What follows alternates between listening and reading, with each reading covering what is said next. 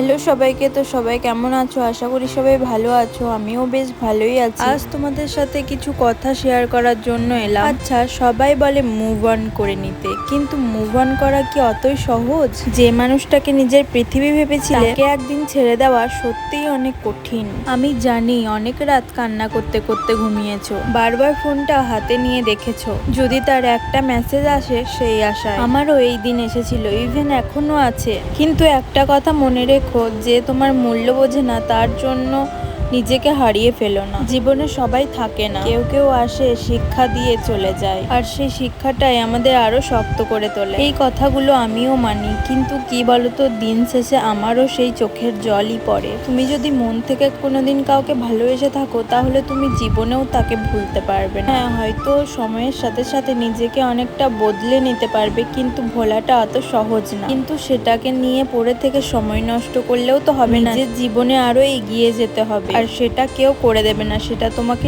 নিজেকেই করতে হবে। মুভ অন করা মানে কাউকে ঘৃণা করা নয়।